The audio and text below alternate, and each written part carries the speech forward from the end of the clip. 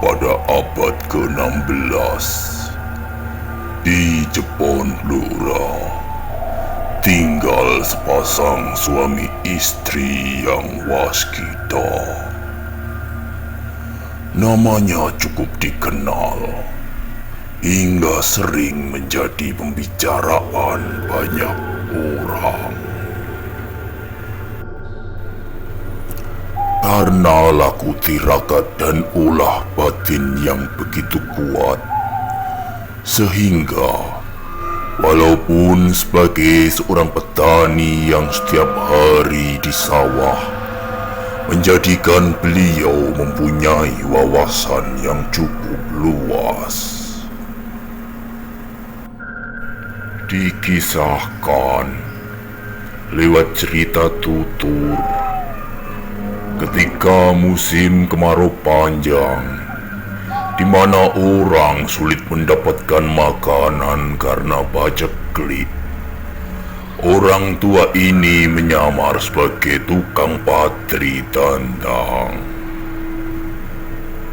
Dia berjalan sambil membagikan makanan kepada masyarakat desa Jepun dan desa-desa lain di sekitarnya, seperti Bangsri, Merumbung, Geneng, Gersi, Jepon, Jumblang, Kemiri, Palon, Semampir, Sumur Boto, Tempel Mabang, dan Turi Rejo.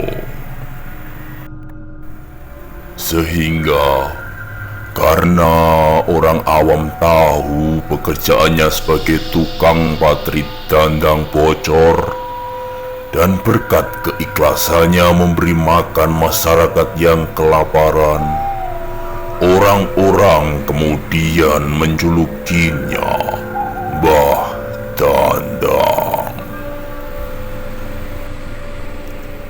Mitos berkembang bahwa orang tua ini mempunyai pusaka sakti berbentuk dandang untuk menanak nasi. Dikabarkan berapapun banyak jumlah orang yang memakan nasi dari dandang tersebut tidak akan habis. Tidak pernah diberitahukan sama sekali. Di sisi lain, dia adalah seorang petani yang bekerja keras menanam padi untuk menghindari kelangkaan pangan di musim kemarau panjang.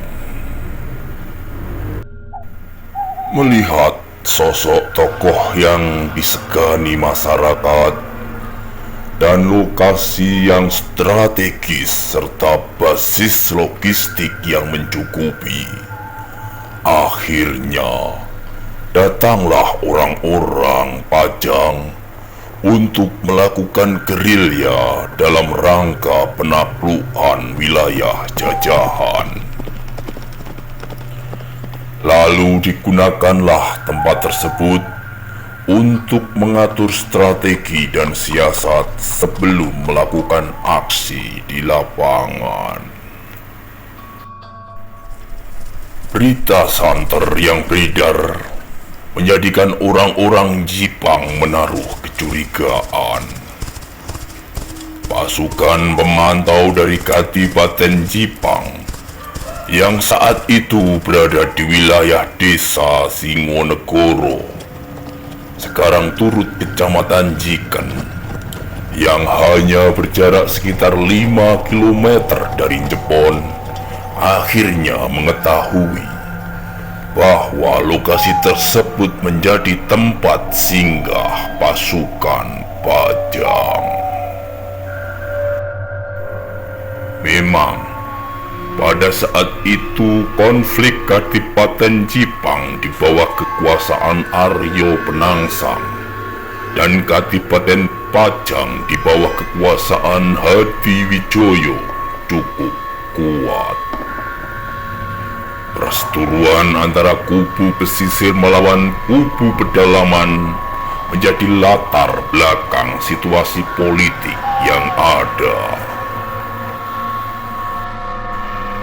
Setelah pemerintahan Jepang berunding bahwasanya aksi penyusupan pasukan Pajang tersebut tidak bisa dibiarkan, akhirnya pada suatu saat ketika mendapat informasi dari Telik Sandi bahwa rumah Ki Dandang sepi, tidak banyak pasukan Pajang, diserbulah tempat tersebut.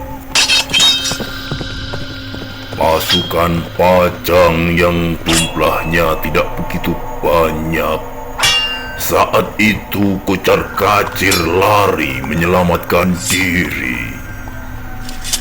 Ki Dandang sendiri dikabarkan tewas bersama istrinya. Setelah melakukan operasi penumpasan tersebut, pasukan Kadipaten Jipang pergi. Setelah beberapa lama pencarian di rumah Ki Dandang, mereka tidak mendapati senjata sakti yang dibayangkan, seperti pusaka berupa keris atau tombak. Hanya seperangkat alat bertani seperti arit, cangkul, caping, dan ani-ani. Karena ketidaktahuan ini, Dandang tempat menanak nasi pusaka yang waktu itu masih berada di atas tungku perapian yang sudah padam, entong, siwur, ditinggalkan begitu saja. Ada selentingan kabar bahwa pusaka berwujud Dandang keramat dan bersejarah tersebut saat ini ada di Keraton Kasunanan Surakarta Hadiningrat.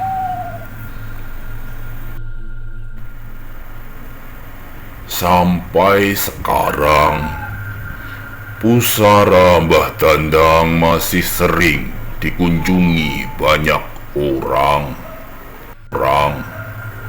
khususnya masyarakat Jepun, untuk mengadakan kondangan atau syukuran dalam rangka menepati hajat atau janji setelah berhasil apa yang menjadi tujuannya. Namun anehnya, sampai sekarang pun orang yang hendak melakukan kondangan di sana, yang biasanya membawa ambeng berisi nasi ingkung ayam, tidak pernah bisa membawa ambengnya sampai ke makam. Ambeng tersebut biasanya dipakai rebutan oleh warga sekitar. Sayang, saat ini lokasi makamnya yang disinyalir juga adalah bekas tempat tinggal Mbah Dandang terlihat tidak begitu terawat.